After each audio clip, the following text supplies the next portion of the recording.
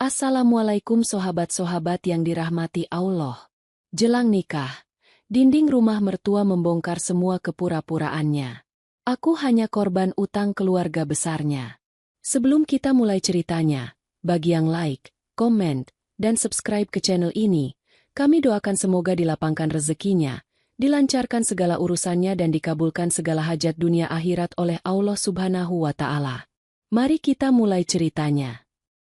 Waktu terasa bergerak dengan kecepatan yang aneh. Bukan cepat, bukan juga lambat, melainkan seperti madu kental yang disiramkan ke atas kaca. Setiap tetesan adalah menit yang berharga, terlihat jelas, namun sulit untuk dilewati. Risa tahu malam ini adalah yang terakhir kalinya ia tidur sendirian sebagai Nona Risa. Sebelum esok matahari terbit dan mengubahnya menjadi Nyonya Danu. Gaun pengantin putih tulang itu menggantung anggun di sudut kamar, disinari oleh cahaya kuning rembulan yang masuk dari jendela. Bahan satinnya tampak seperti permukaan air yang tenang, siap menampung seluruh ombak kebahagiaan. Risa bangkit dari ranjang. Langkah kakinya tidak mengeluarkan bunyi di atas lantai marmer dingin. Ia berjalan mendekat, menyentuh kain itu, merasakan serat-serat halus yang menjanjikan sebuah masa depan. 5 tahun. 5 tahun ia menanti momen ini, sejak pertemuan pertama yang canggung di lobi kantor ayahnya, hingga lamaran romantis di tepi danau yang penuh kabut. Danu. Nama itu selalu menciptakan rasa hangat yang memuai di dalam dadanya, seperti menghirup coklat panas di tengah hujan deras. Danu adalah segala yang Risa yakini tentang cinta. Stabil, jujur, dan hangat. Mereka memiliki semua yang dibutuhkan untuk membangun rumah, pekerjaan yang mapan, Risa sebagai manajer pemasaran di perusahaan keluarganya dan Danu sebagai arsitek muda yang sedang naik daun, serta restu dari kedua keluarga besar yang sama-sama terpandang. Ia menarik napas dalam-dalam. Aroma bunga sedap malam dan melati dari karangan bunga di meja rias menusuk indera penciumannya. Bunga-bunga itu adalah simbol. Simbol dari kemurnian niat, kesucian janji, dan janji suci yang akan diucapkan esok hari. Risa kembali ke ranjang, mematikan lampu tidur di nakas, hanya menyisakan keremangan malam yang masuk. Ia berbaring, mencoba memejamkan mata, namun pikirannya terlalu riuh. Sebuah pesta kecil kenangan memenuhi kepalanya. Ia ingat ketika Danu pertama kali menggenggam tangannya, saat jemarinya yang panjang dan hangat menyelip di antara jemari Risa yang lebih mungil. Itu adalah janji tanpa kata-kata. Sebuah deklarasi bahwa mereka adalah potongan-potongan yang sempurna untuk sebuah puzzle kehidupan. Ia tersenyum sendiri dalam kegelapan. Betapa beruntungnya ia. Di tengah hiruk-pikuk kehidupan kota besar yang penuh kepalsuan, ia menemukan seseorang yang tulus, seseorang yang bersedia berkomitmen. Sebuah pernikahan yang didasari cinta murni. Tidak ada perjodohan, tidak ada transaksi bisnis yang terselubung.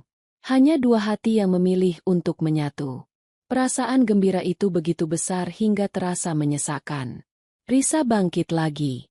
Ia merasa butuh udara segar. Butuh meredam euforia ini barang sebentar agar esok ia bisa tenang. Ia membuka pintu kamar dan menyelinap keluar. Rumah itu hening. Hanya ada bunyi AC sentral yang berdesing pelan. Karena rumahnya akan diisi oleh rombongan keluarga besar yang datang dari luar kota untuk prosesi esok hari, malam ini ia memutuskan menginap di rumah calon mertuanya, hanya beberapa blok dari rumahnya sendiri, untuk menjalani tradisi pingitan singkat. Ia merasa lebih nyaman, tidak terlalu khawatir tentang persiapan terakhir. Kamar tamu yang ia tempati di lantai 2 ini terasa asing, namun sekaligus nyaman. Risa berjalan ke lorong. Tujuannya adalah dapur di lantai bawah. Sebuah air mineral dingin akan sempurna untuk menenangkan tenggorokannya yang tiba-tiba kering. Saat menuruni anak tangga, ia menyadari masih ada cahaya yang bersinar dari ruang kerja ayah Danu, yang letaknya bersebelahan dengan ruang tamu di lantai bawah. Pintu ruang kerja itu tidak tertutup rapat, menyisakan celah tipis. Mungkin hanya ayah dan ibu Danu yang sedang membereskan urusan terakhir. Pikiran itu langsung menenangkannya. Namun, saat kakinya mencapai anak tangga terakhir, sebuah suara lirih, yang familiar namun dipenuhi nada tegang, membuat langkahnya terhenti. Itu suara Danu. Ayah, aku sudah bilang, jangan sekarang. Risa tidak boleh tahu soal ini. Belum saatnya. Risa tertegun. Ia berdiri membeku di ambang ruang tamu. Pandangannya tertuju pada celah pintu kayu jati itu. Rasa ingin tahu yang semula hanya sekilas kini berubah menjadi desakan yang tak tertahankan.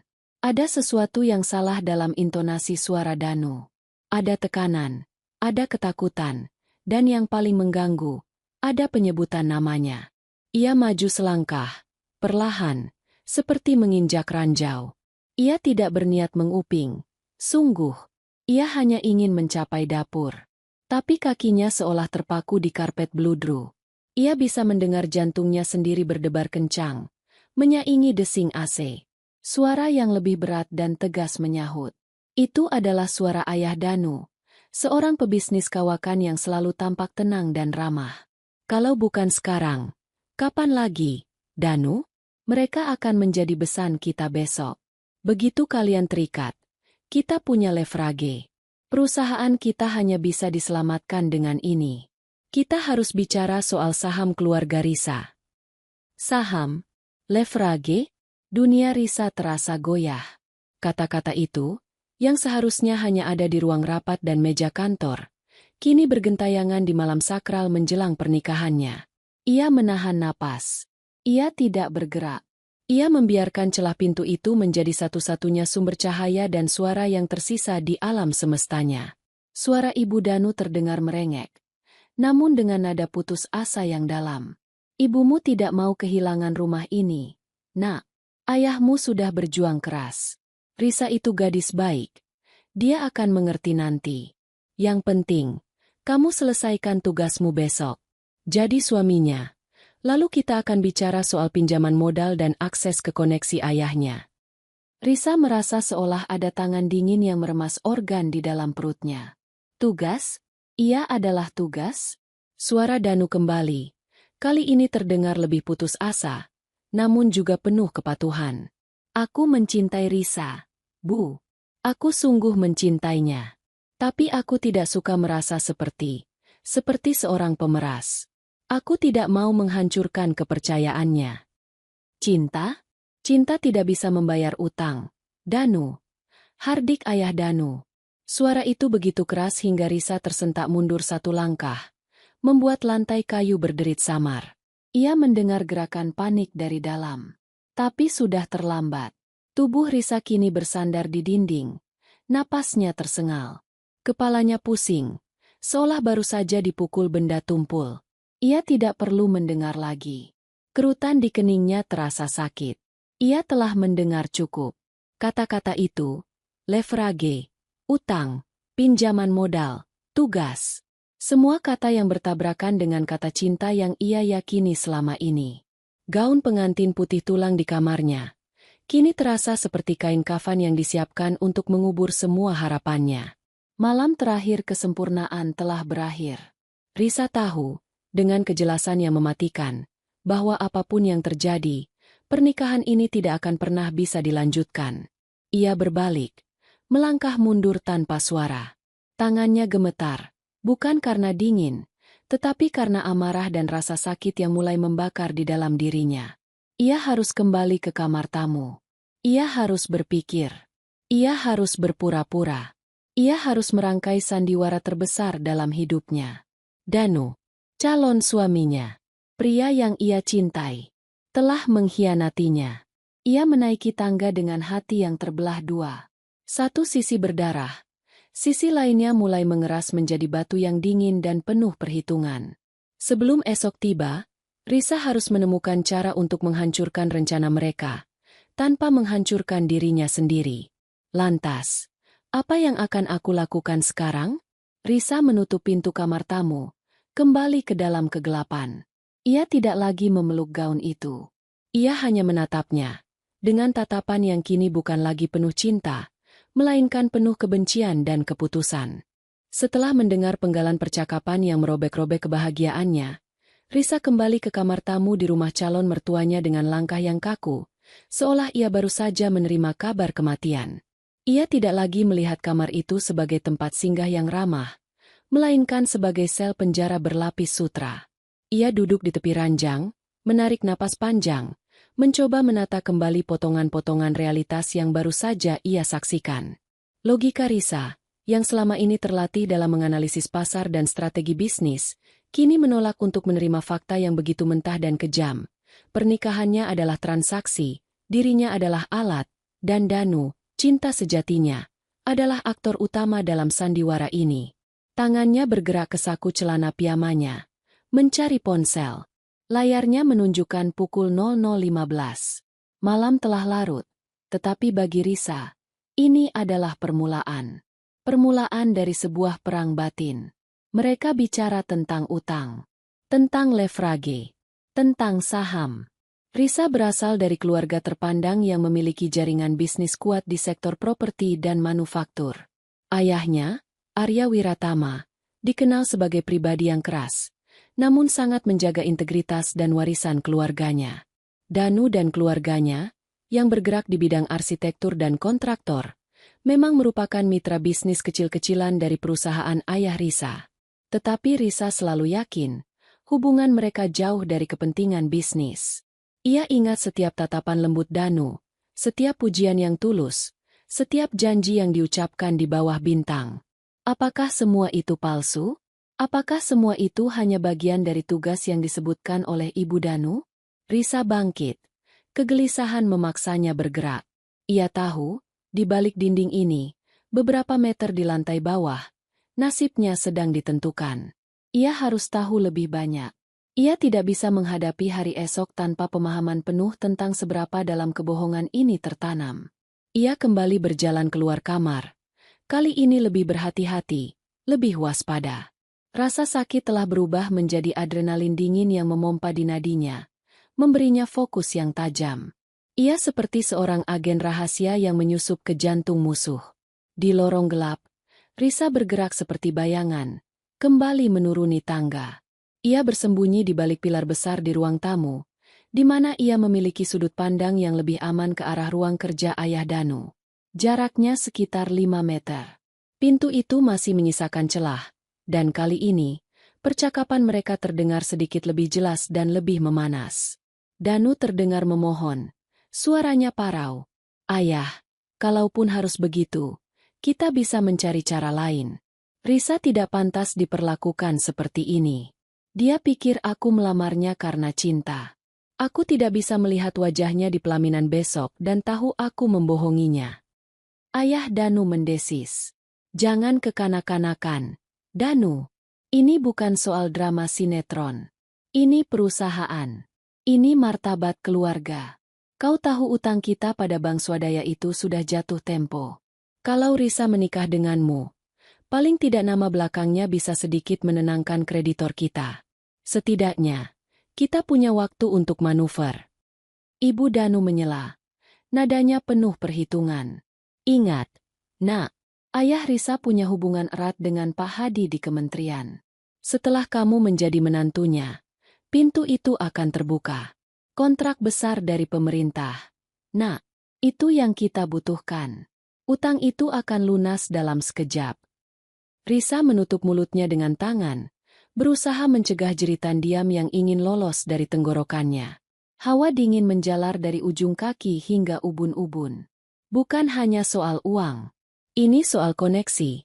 Soal memanfaatkan posisinya sebagai putri Arya Wiratama. Ia bukan hanya tambang uang. Ia adalah kunci akses, pintu yang harus dibuka. Perasaan dikhianati itu terasa begitu nyata, begitu pekat, seolah ia bisa menyentuhnya.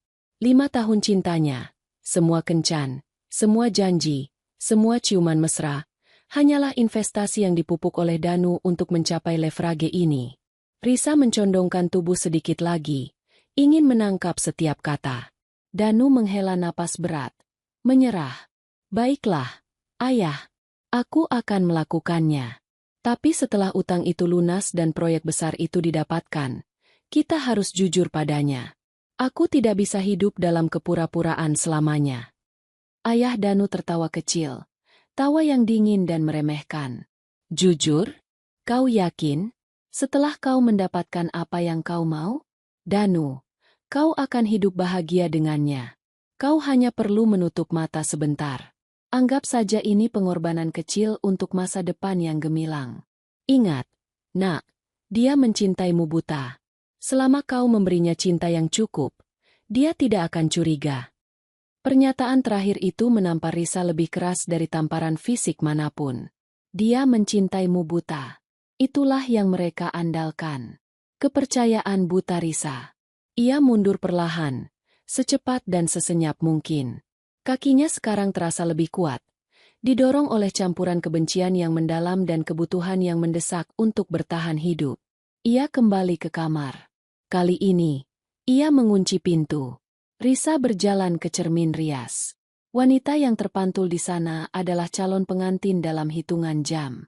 Matanya sedikit merah, tetapi air matanya tidak tumpah. Air mata akan menjadi kelemahan, dan ia tidak punya ruang untuk kelemahan malam ini. Ia melihat wajahnya, mencari sisa-sisa kebodohan yang telah dimanfaatkan oleh keluarga Danu. Tidak ada. Yang ada hanyalah tekad yang mengeras. Mereka ingin leverage, mereka ingin akses, mereka ingin Risa menjalankan tugas. Baik, Risa akan menjalankan perannya. Ia akan tampil sebagai pengantin yang sempurna, penuh cinta, dan buta. Ia akan memberikan mereka ilusi kemenangan. Namun, di dalam hatinya, ia sudah merancang serangan balasan. Ia tidak akan membiarkan nama belakang keluarganya, aset ayahnya, dan terutama harga dirinya, digunakan sebagai alat pembayaran utang. Jika pernikahan ini adalah transaksi, maka Risa harus menjadi pebisnis yang lebih cerdas. Ia meraih ponselnya, mencari nama kontak terdekat yang bisa ia percaya. Aji, sepupunya yang bekerja sebagai notaris di kantor hukum ayahnya. Ia harus mulai bergerak sekarang. Ia butuh informasi tentang laporan keuangan, hutang bank swadaya, dan setiap celah dalam perjanjian bisnis antara keluarga mereka. Ia menekan tombol telepon, lalu membatalkannya. Terlalu berisiko. Telepon bisa dilacak. Ia harus bertemu Aji secara langsung, dan itu harus dilakukan secepatnya, sebelum ijab kabul. Risa melihat gaun pengantinnya lagi.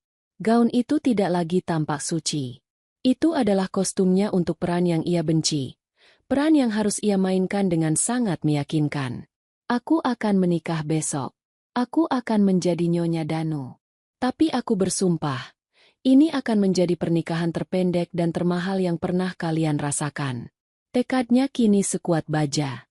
Risa menyalakan lampu belajar, meraih buku catatan dan pena dari tasnya. Ia mulai membuat daftar poin penting, mencari tahu status utang, melacak perjanjian, mencari bantuan yang tidak mencurigakan, dan yang terpenting, menjaga sandiwara sempurna di depan Danu. Ia harus berpura-pura bahwa malam ini adalah malam terakhir kesempurnaan. Ia harus memeluk Danu esok hari, tersenyum pada ayah Danu, dan berjanji sehidup semati. Risa akan menjadi pengantin yang sempurna, hanya untuk menghancurkan mereka di momen yang paling menyakitkan.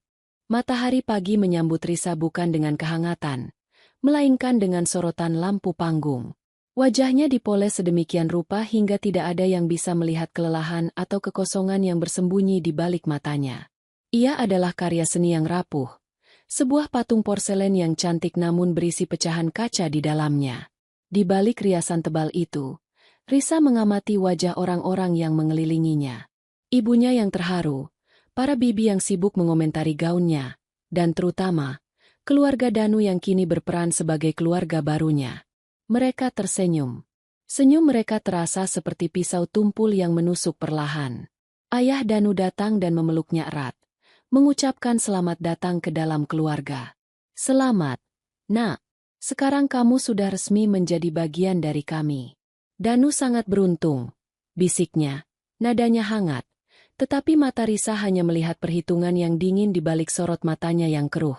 Risa membalas pelukan itu. Senyumnya tidak goyah. Terima kasih, Ayah. Risa juga merasa sangat beruntung. Sebuah kebohongan yang manis, nyaris sempurna. Risa menyadari betapa mudahnya berbohong ketika taruhannya adalah kehancuran diri sendiri. Sepanjang perjalanan menuju tempat ijab kabul, Risa memegang erat buket bunga mawar putih. Setiap kelopak bunga terasa seperti tumpukan janji palsu yang siap layu. Di dalam kepalanya, ia mengulang kembali strategi yang ia susun semalam. Mainkan peran, kumpulkan bukti, dan serang balik. Ia telah berhasil mengirim pesan singkat yang sangat terenkripsi kepada Aji, sepupunya yang notaris, meminta untuk bertemu 4 mata sore nanti dengan dalih penyerahan dokumen investasi. Aji adalah satu-satunya jembatan ke informasi keuangan tanpa harus melibatkan ayahnya langsung. Ketika ia memasuki ruang upacara yang megah, mata Risa langsung tertuju pada Danu, calon suaminya. Danu terlihat luar biasa tampan dengan beskap putih berpayet emas. Ia duduk di depan meja akad, tampak tegang, tetapi matanya memancarkan rasa lega yang aneh. Danu menatap Risa dengan tatapan yang penuh cinta, atau setidaknya, itulah yang Danu ingin Risa lihat. Tapi malam itu telah mengubah segalanya bagi Risa. Ia sekarang melihat Danu bukan sebagai kekasihnya, melainkan sebagai seorang aktor yang sedang menunggu aba-aba dari sutradaranya, ayah Danu. Danu memberikan senyum tipis, mencoba menenangkan kegugupan Risa. Jika saja Danu tahu, kegugupan Risa bukanlah karena upacara, melainkan karena pertempuran yang harus ia jalani. Risa duduk di samping Danu, lutut mereka bersentuhan. Kehangatan kulit Danu terasa familiar, namun sentuhan itu kini menjijikan. Ia mencoba menarik napas. Aroma wewangian Danu yang khas, campuran sandalwood dan vetiver, yang dulu menenangkannya, kini terasa seperti bau kawat panas yang membakar. Prosesi dimulai. Suara khusyuk penghulu, lantunan ayat suci, dan ketegangan yang menggantung di udara. Risa mendengarkan ayahnya mengucapkan ijab kabul dengan suara yang tegas dan penuh kebanggaan. Saya nikahkan dan saya kawinkan engkau, Ananda Danu Pratama, dengan anak kandung saya, Risa Anjani Wiratama, dengan mas kawin. Saat giliran Danu mengucapkan kabul, Risa memejamkan mata sesaat. Ini adalah batasnya. Setelah ini, ia akan terikat secara hukum, dan mereka akan mendapatkan leverage yang mereka inginkan. Ia punya waktu kurang dari 10 detik untuk menghentikan semuanya, mengakui segalanya di depan umum, dan melarikan diri dari kehinaan ini. Tetapi ia ingat perkataan ayah Danu, perusahaan kita hanya bisa diselamatkan dengan ini. Jika ia membatalkan sekarang, ia tidak hanya mempermalukan dirinya sendiri, tetapi juga ayahnya, yang telah menjamin keberlangsungan hidup Danu dan keluarganya di depan publik. Nama baik keluarganya akan hancur, dan keluarga Danu akan menggunakan ini untuk memutarbalikkan fakta, menuduh Risa histeris atau tidak waras. Mereka akan menang, dan Risa akan kehilangan segalanya. Risa harus melanjutkan sandiwara ini. Saya terima nikah dan kawinnya Risa Anjani Wiratama binti Arya Wiratama dengan mas kawin tersebut, tunai. Suara Danu lantang dan meyakinkan.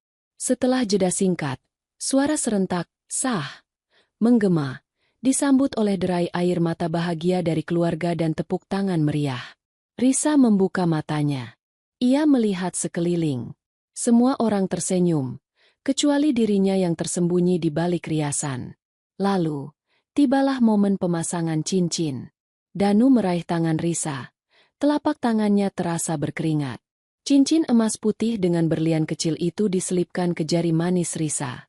Danu mencium punggung tangan Risa dengan lembut. Tatapan matanya seolah memohon. Aku mencintaimu, Risa. Sangat. Bisik Danu saat ia menarik Risa mendekat untuk mencium keningnya. Bagi Risa, bisikan itu adalah jeritan pengkhianatan. Ia merasakan cincin itu melingkar di jarinya. Cincin itu seharusnya mewakili cinta abadi, tetapi yang ia rasakan hanyalah logam dingin yang mengikatnya pada sebuah kontrak bisnis yang kotor. Rintangan pertama yang harus ia hadapi adalah keberanian untuk memasang topeng. Untuk menerima Danu sebagai suami, berpose di depan ratusan tamu, dan tersenyum seolah tidak ada yang salah. Setelah ijab kabul selesai, resepsi pun digelar. Risa dan Danu berdiri di pelaminan yang dihias mewah, menerima ucapan selamat. Setiap jabat tangan terasa seperti sentuhan yang menguras energi Risa. Ia melihat Aji di kerumunan.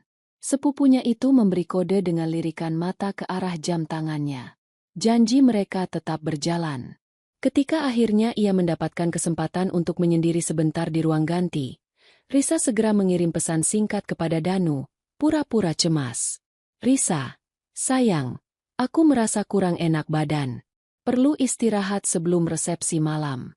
Bisakah kita meminta mobil dinas ayah yang hitam itu untuk membawa beberapa dokumen ke rumah? Aku harus menandatanganinya.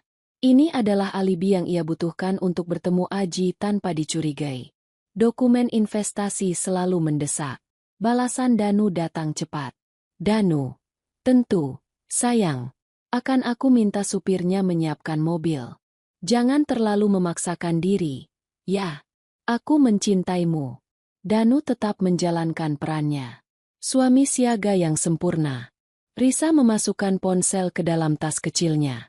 Ia menatap pantulan dirinya sekali lagi. Ia sudah menjadi nyonya Danu. Ia sudah memberikan mereka akses ke nama keluarganya. Sekarang, permainan dimulai. Mereka ingin memanfaatkan dirinya? Risa akan memanfaatkan status barunya sebagai nyonya Danu untuk membongkar fondasi kebohongan yang mereka bangun. Rintangan telah terlampaui. Risa telah melewati pintu gerbang pernikahan ini. Sekarang, ia memiliki cincin di jarinya, dan sebuah rencana yang mengeras di hatinya. Perjalanan ke Bali, yang seharusnya menjadi puncak romansa mereka, terasa bagi Risa seperti pemindahan narapidana. Mereka terbang di kelas bisnis, disambut dengan senyum ramah pramugari, tetapi di antara mereka, ada jurang es yang membeku, tak terlihat oleh mata siapapun kecuali Risa sendiri. Di dalam mobil mewah yang membawa mereka dari Bandara Ngurah Rai menuju villa pribadi mereka di Uluwatu, Danu berusaha keras. Tangannya meraih tangan Risa, mengusap punggung tangannya dengan ibu jari. Kau terlihat tegang, sayang. Lelah? Aku tahu, upacara kemarin pasti sangat menguras tenaga, kata Danu, suaranya dipenuhi kepedulian. Risa membiarkan tangannya digenggam, tetapi ia merasakan dirinya sendiri menarik diri secara emosional. Ia memejamkan mata, memaksakan senyum kecil yang terlihat lelah. Sedikit, Mas. Aku hanya masih tidak percaya kita sudah menikah. Ini seperti mimpi, jawab Risa, memilih kata-kata yang ambigu. Ya, memang seperti mimpi buruk. Danu tertawa lega, mencium kening Risa. Bulan madu ini adalah milik kita. Lupakan semua urusan, lupakan pekerjaan. Hanya ada kita, laut, dan janji yang baru kita buat. Risa mengangguk. Tatapannya menyapu pemandangan sawah hijau yang mulai berganti dengan tebing kapur.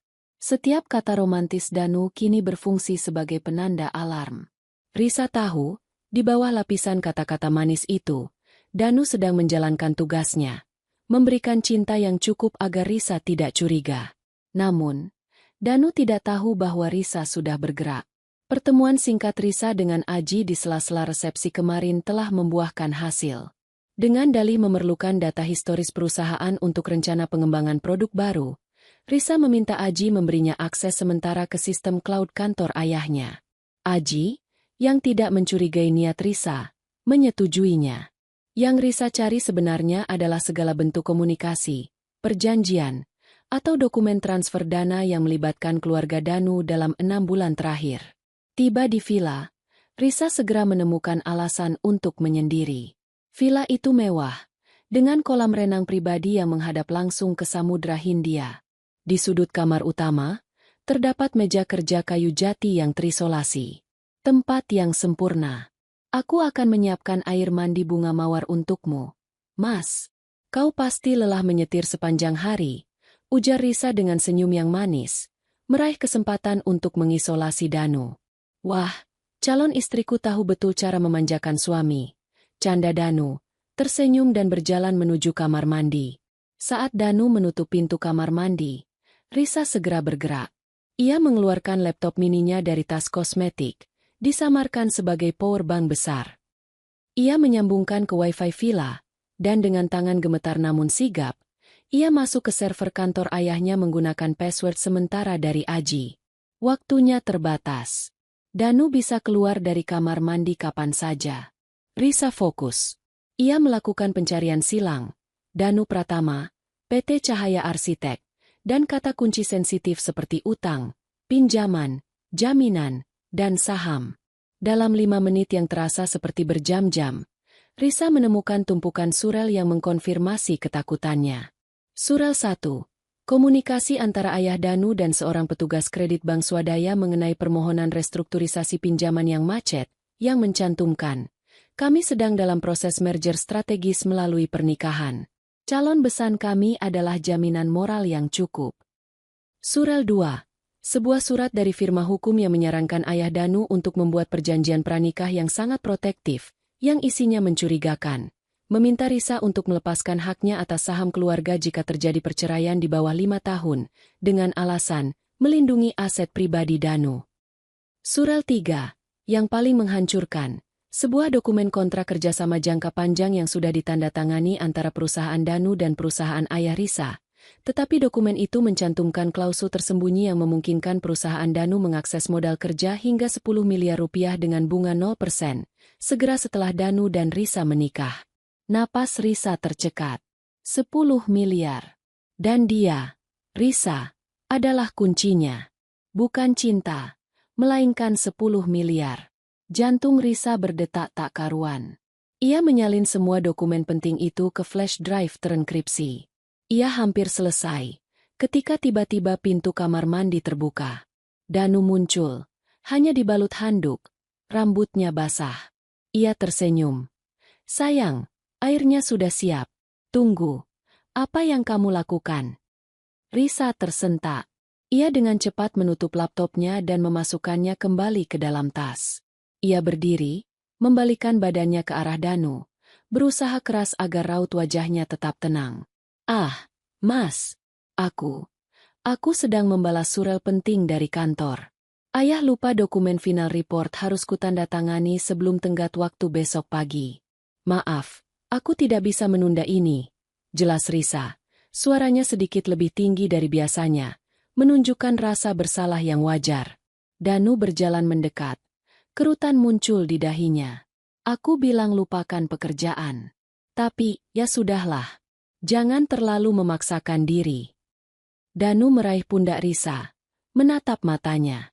Kau yakin hanya itu? Sejak kita menikah, kau terlihat jauh. Ada apa, sayang? Ini adalah titik kritis. Danu sudah curiga. Risa memaksakan dirinya untuk menyentuh pipi Danu, membelai lembut. Ini adalah aksi terbesar yang harus ia lakukan.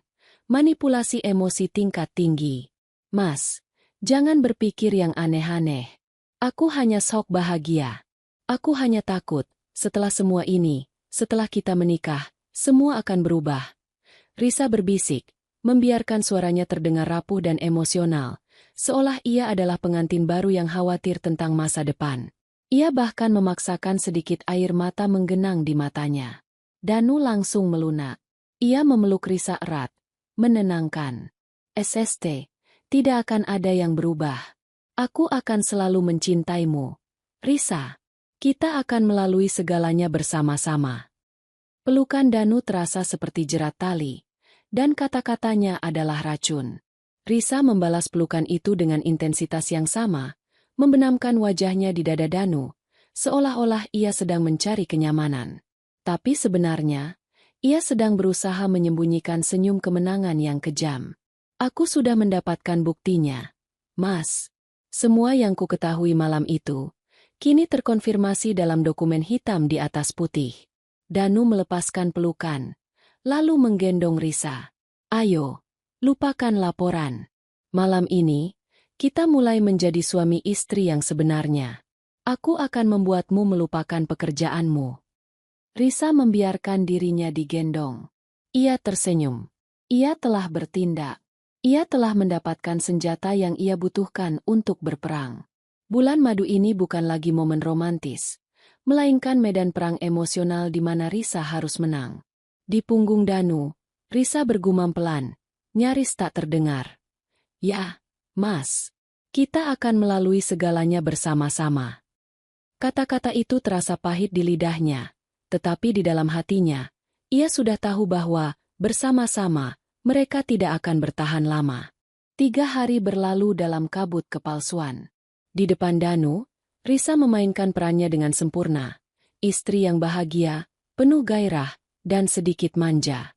Mereka menghabiskan waktu dengan pemandangan indah Bali, makan malam romantis di tepi pantai, Dan Danu terus-menerus melimpahinya dengan perhatian, seolah ia sedang berusaha melunasi utang non-materi kepada Risa. Namun, di setiap sentuhan, Risa merasakan rasa jijik yang makin dalam. Cincin di jarinya terasa makin berat. Ia tahu bahwa setiap ciuman yang Danu berikan adalah bagian dari strategi untuk membuat Risa mencintainya buta seperti yang ayah Danu katakan. Risa tahu ia tidak bisa berlama-lama di Bali. Ia harus kembali ke Jakarta, ke kantor ayahnya, ke tempat di mana ia bisa menggunakan buktinya untuk mengamankan posisi. Risa memutuskan untuk membuat langkah terakhir sebelum mengakhiri bulan madu mereka lebih awal. Ia perlu tahu apakah Danu menyimpan berkas asli perjanjian modal kerja itu di suatu tempat yang dekat. Berkas yang ia temukan secara digital adalah salinan. Untuk tindakan hukum, ia membutuhkan yang asli, atau setidaknya bukti yang lebih otentik. Risa mengingat-ingat. Sebelum mereka berangkat, Danu sempat mengatakan bahwa ia memiliki beberapa dokumen penting yang harus ia simpan di tempat yang aman.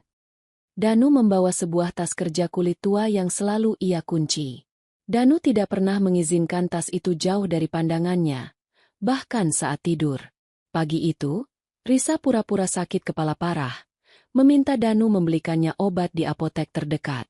"Mas, kepalaku sakit sekali. Tolong belikan aku parasetamol di ujung jalan itu. Aku butuh cepat sebelum pingsan." Danu panik. Ia segera mencium kening Risa, memberinya senyum khawatir. "Tentu, sayang. Tunggu di sini. Jangan bergerak." Begitu Danu menghilang dari pandangan, Risa melompat dari ranjang. Waktunya hanya 15 menit. Mungkin kurang. Ia mencari tas kulit Danu. Tas itu tersimpan di dalam lemari, tersembunyi di bawah tumpukan pakaian. Tas itu terkunci menggunakan kunci kombinasi 3 digit. Risa mengerutkan kening.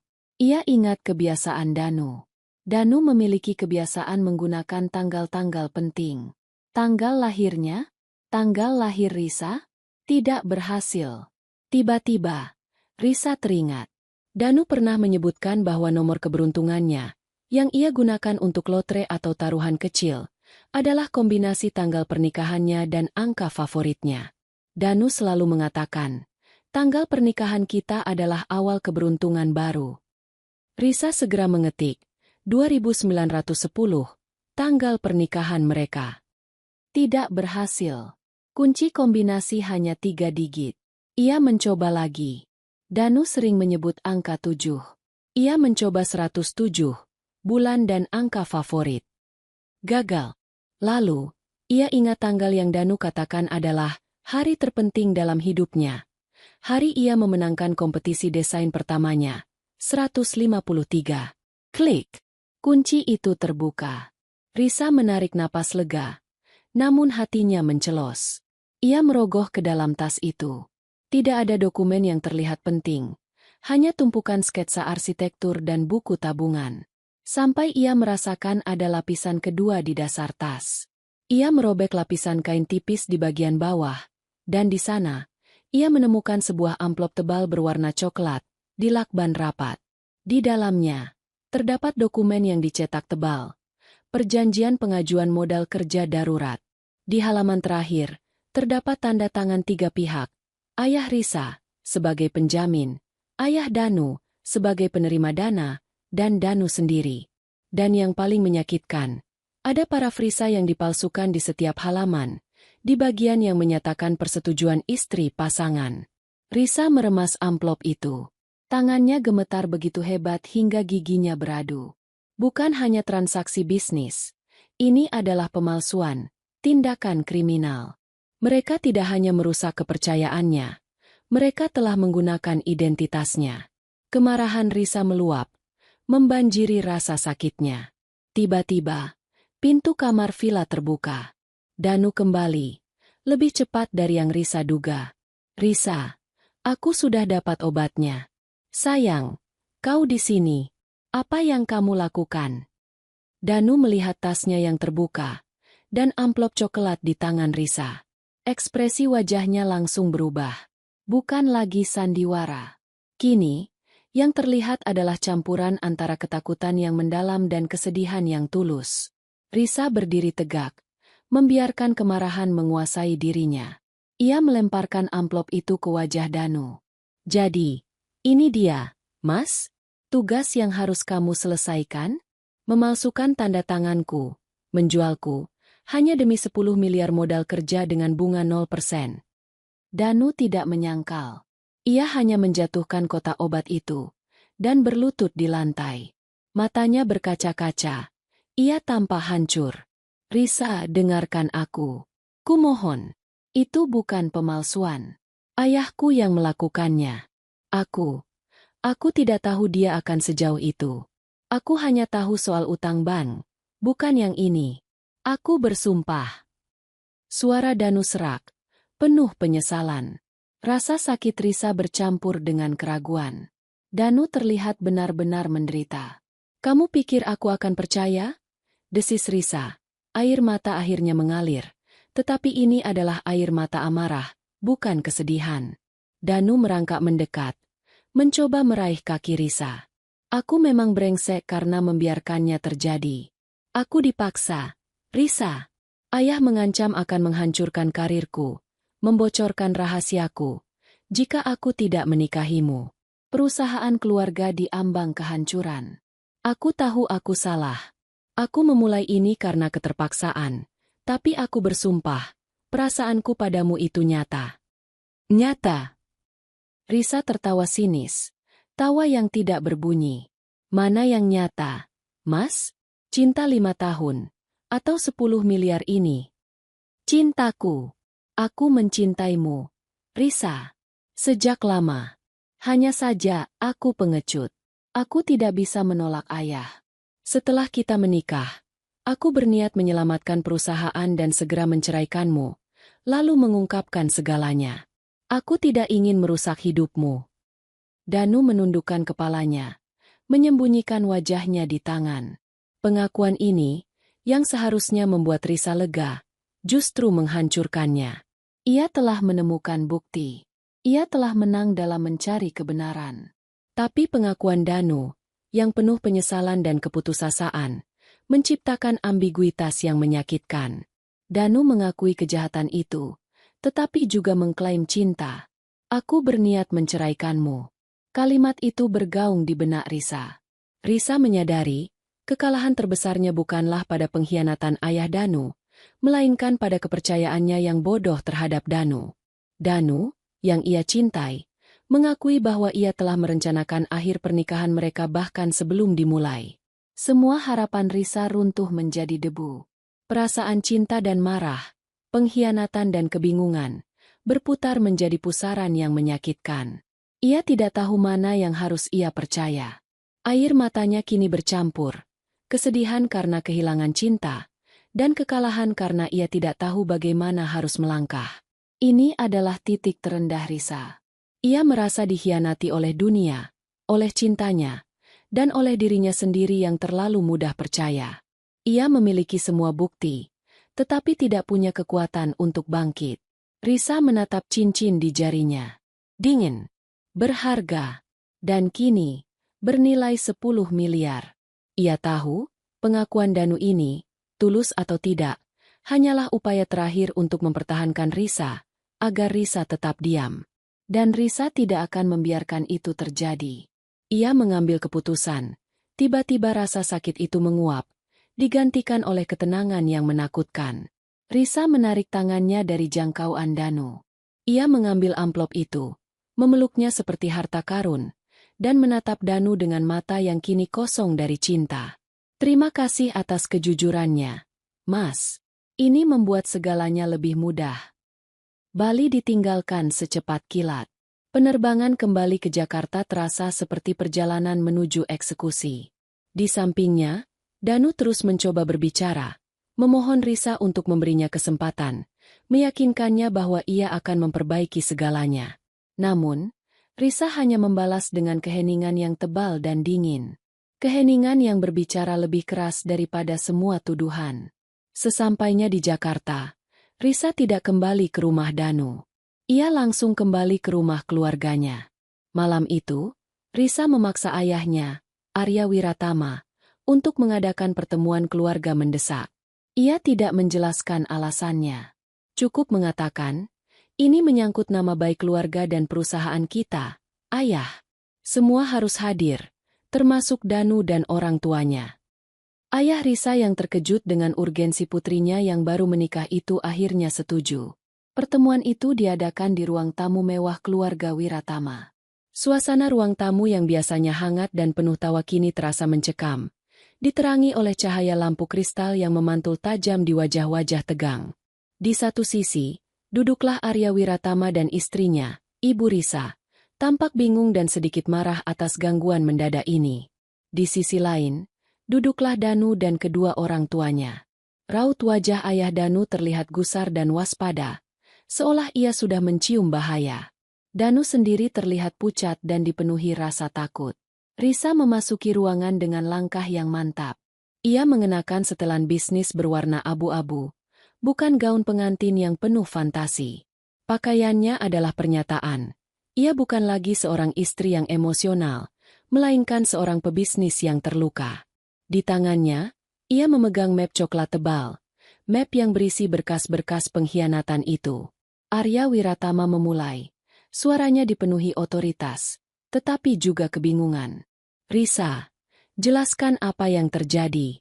Mengapa kamu memanggil pertemuan darurat ini? Kalian baru saja menikah. Di mana etika kalian? Risa menoleh ke ayahnya.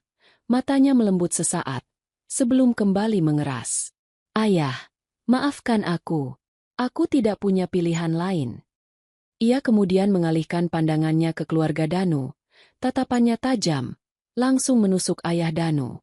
Saya meminta pertemuan ini karena saya telah menemukan bukti bahwa pernikahan saya, yang ayah Danu dan ibu Danu sebut sebagai penyatuan keluarga, adalah murni transaksi bisnis yang ilegal. Kata-kata itu dilemparkan seperti bom, dan ruangan itu langsung hening, disusul kehebohan. Ibu Risa menjerit kecil, kaget.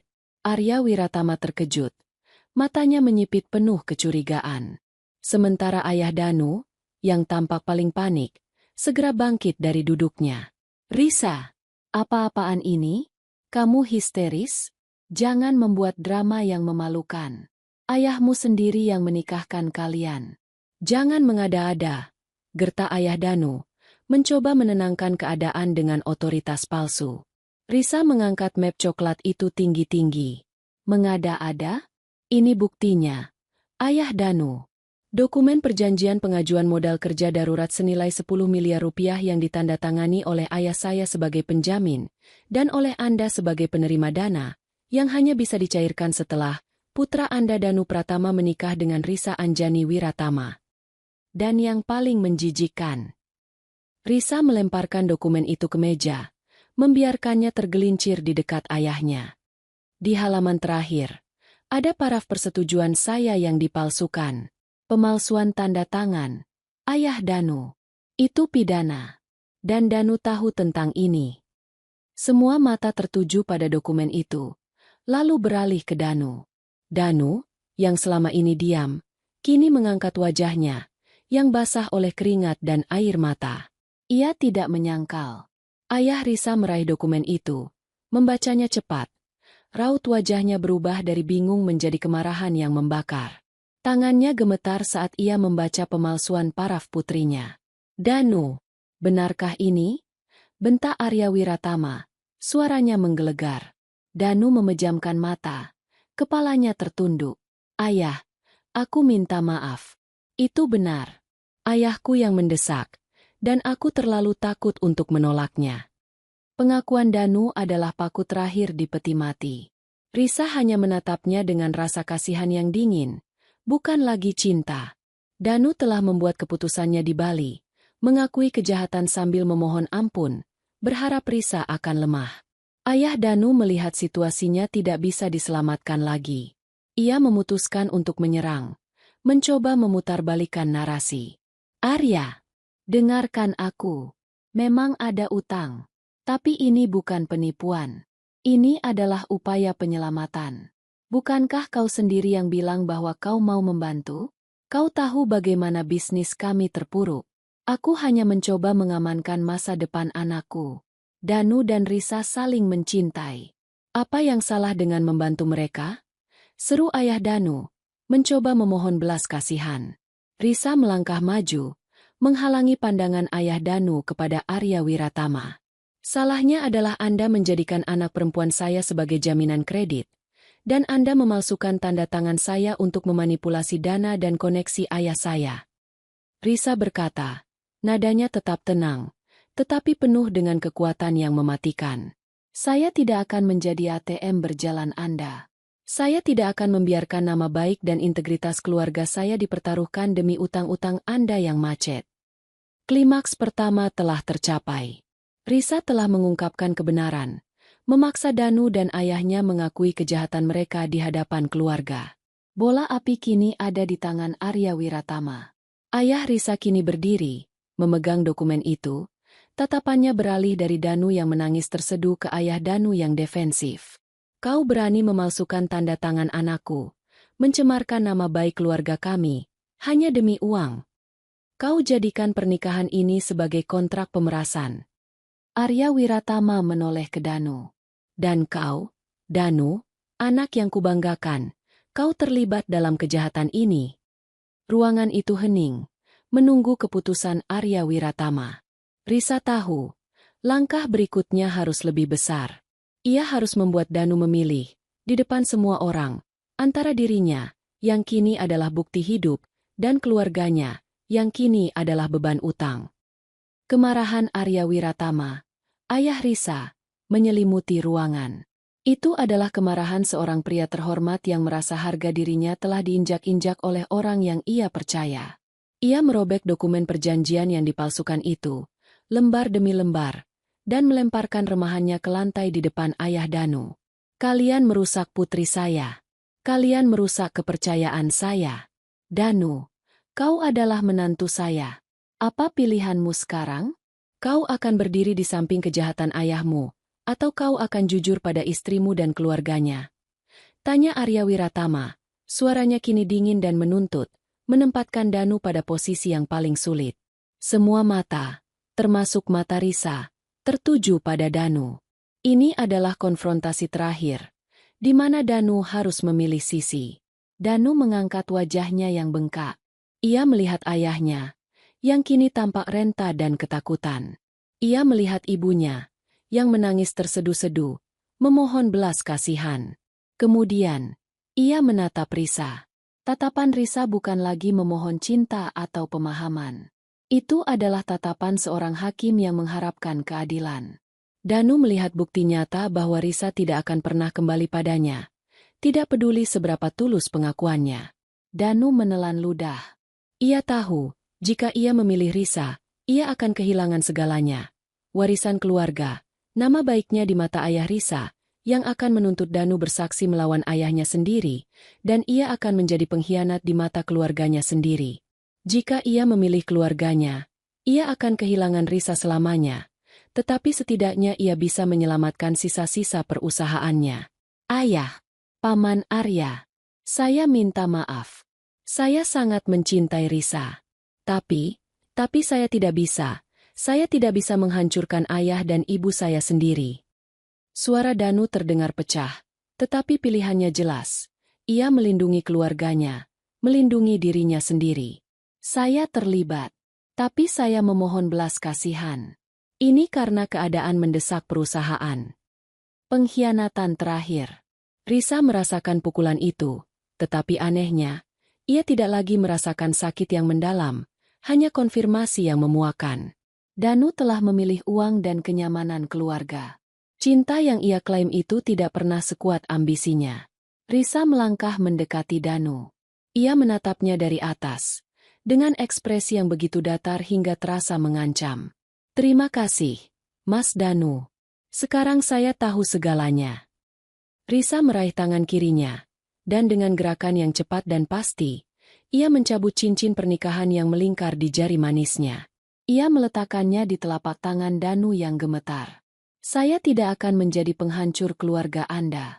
Saya hanya akan melindungi keluarga saya, kata Risa. Ia kemudian beralih ke ayahnya. Ayah, tolong siapkan tim hukum terbaik kita. Saya ingin membatalkan pernikahan ini. Saya ingin segera mengajukan gugatan cerai dan pembatalan pernikahan atas dasar penipuan dan pemalsuan dokumen. Dan yang terpenting, Risa menunjuk ayah Danu dan Danu. Saya ingin Anda mengajukan tuntutan pidana atas pemalsuan tanda tangan dan penipuan kredit. Keluarga ini harus bertanggung jawab atas kehancuran yang mereka timbulkan. Ayah Risa mengangguk. Tatapannya kini berubah menjadi kekaguman yang pedih terhadap ketegasan putrinya. Baik, Nak. Ayah akan melakukannya. Ayah Danu panik. Ia tahu bahwa tuntutan pidana dari Arya Wiratama berarti kehancuran total. Bukan hanya perusahaan, tetapi juga nama baik dan kebebasan mereka. Risa, jangan bodoh. Kau akan menghancurkan nama baikmu sendiri. Kau baru menikah 3 hari dan langsung cerai. Semua orang akan tahu, teriak ayah Danu, mencoba menggunakan kartu terakhirnya. Ancaman sosial. Risa tersenyum dingin, senyum yang tidak mencapai matanya. Nama baik yang mana? Ayah Danu? Nama baik yang Anda gunakan untuk menjamin utang 10 miliar? Lebih baik saya dicap janda yang kuat daripada istri yang bodoh dan diperalat. Danu, bicaralah pada istrimu. Jangan biarkan dia melakukan ini. Seru Ibu Danu, menangis histeris. Danu hanya menatap Risa dengan tatapan yang memohon, tetapi ia tidak berani bicara. Ia telah membuat pilihannya, dan kini ia harus menerima konsekuensinya. Pilihan sudah dibuat. Ibu Danu, Put Anda sudah memilih ayahnya, ujar Risa dengan nada final. Tanpa menunggu balasan, Risa berbalik, meninggalkan ruangan itu. Klimaks cerita telah mencapai puncaknya. Risa telah memutus ikatan pernikahan dan secara tegas memulai proses hukum. Ia meninggalkan Danu dan keluarganya di ambang kehancuran yang mereka ciptakan sendiri. Di balik punggungnya, ia mendengar ayah Risa berbicara dengan suara tegas. Kalian tidak akan pernah lagi mendekati putri saya. Kalian akan menghadapi hukum atas apa yang kalian lakukan. Sekarang, keluar dari rumah saya. Risa berjalan menuju kamarnya. Ia tidak perlu lagi menangis. Cincinnya sudah terlepas. Beban pengkhianatan sudah diungkap. Ia berdiri di depan jendela kamarnya, menatap cahaya kota yang tak pernah tidur. Pernikahannya sudah hancur. Cinta sejatinya adalah penipu. Tetapi dari abu kehancuran itu, muncullah Risa yang baru, lebih kuat, lebih waspada, dan bertekad untuk membangun kembali hidupnya tanpa membutuhkan seorang pria untuk menjadi jaminan. 9 bulan telah berlalu. 9 bulan adalah waktu yang dibutuhkan untuk sebuah kehidupan baru terbentuk, dan bagi Risa, 9 bulan adalah waktu yang ia gunakan untuk melahirkan kembali dirinya sendiri. Proses perceraiannya dengan Danu berjalan cepat, berkat bukti-bukti yang tidak terbantahkan tentang penipuan dan pemalsuan tanda tangan. Pengadilan tidak hanya mengabulkan pembatalan pernikahan atas dasar penipuan, tetapi juga menjatuhkan hukuman yang cukup berat bagi ayah Danu atas tindak pidana pemalsuan. Danu, meskipun tidak dihukum pidana, reputasinya hancur. Perusahaan arsitekturnya bangkrut dan ia menghilang dari lingkaran sosial mereka, membawa serta aib keluarganya. Bagi publik, Risa adalah korban yang berani.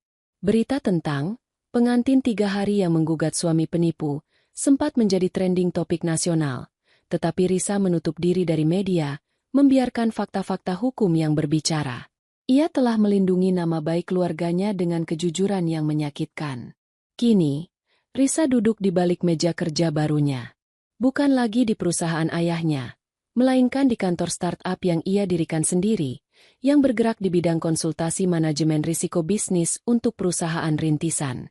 Setelah trauma pengkhianatan itu, Risa menyadari kekuatan terbesarnya bukanlah mengikuti jejak ayahnya, melainkan keahliannya dalam mengendus kebohongan dan memitigasi risiko. Ia mengubah kelemahan terbesarnya, kepercayaan butanya pada Danu, menjadi keunggulan profesionalnya. Kantor Risa didesain minimalis, penuh cahaya, dan dipenuhi tanaman hijau yang menenangkan. Jauh dari aura formal dan berat kantor ayahnya, tempat ini terasa seperti udara segar. Pagi itu, Risa sedang meninjau proposal dari seorang klien baru.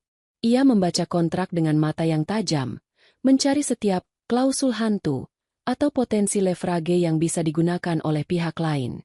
Rasa sakitnya telah menjadi naluri. Ponsel di mejanya bergetar.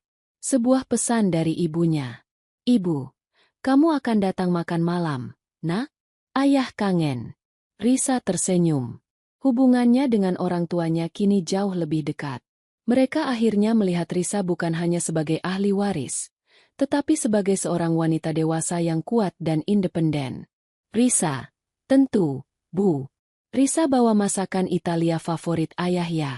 Ia mematikan ponsel dan menghela napas panjang.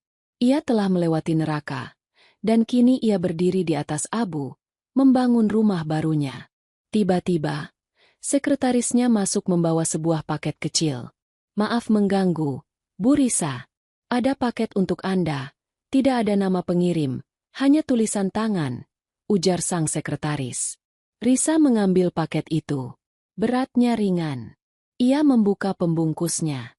Di dalamnya, terdapat sebuah kotak bludru kecil. Risa membuka kotak itu.